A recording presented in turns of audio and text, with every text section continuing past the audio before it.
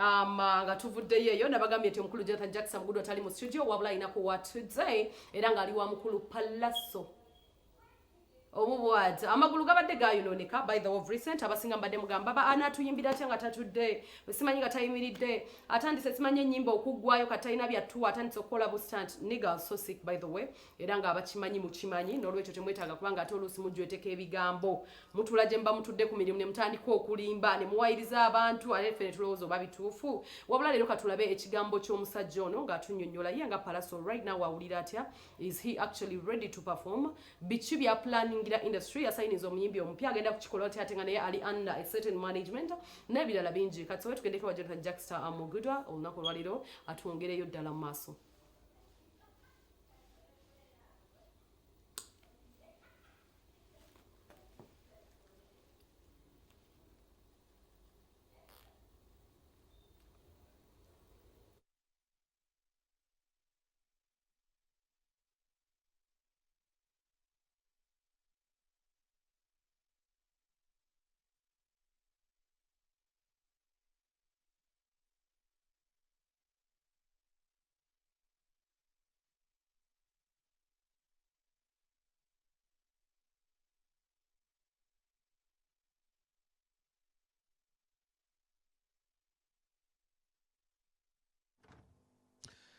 Kale, thank you so much, Tash. Yeah, like you promised, Tuli one studio ya Saka Free Boss, King of the East, Pallaso.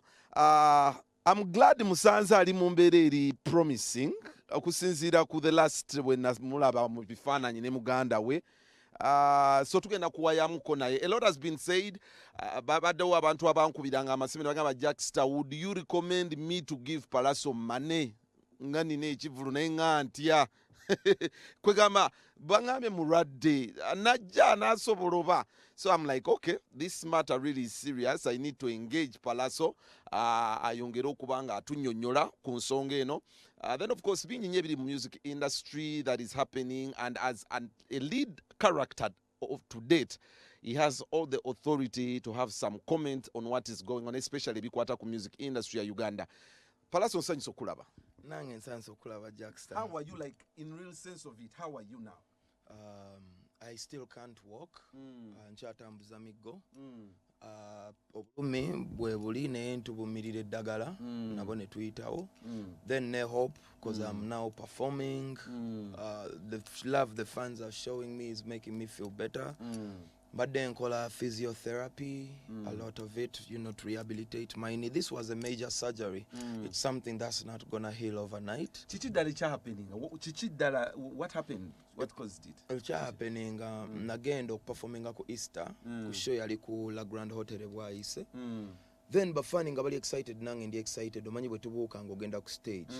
Mbuuka bwe nti nenninnya ekibaawo ne kinyeenya ekimu ku stage. Ne vivi nempuliyanga linyeenya. Then nemala nengezaako okuyimirira nga terikyayimirira ne lizimba.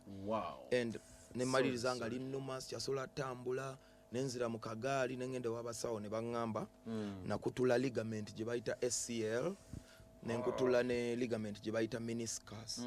So ne baŋŋamba when mba nali njagala okuddamu ntambule, I had to do kye bayita SCL reconstruction surgery.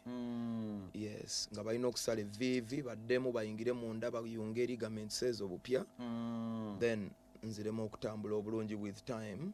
Full recovery taking anywhere from myezi 8 paka omwaka.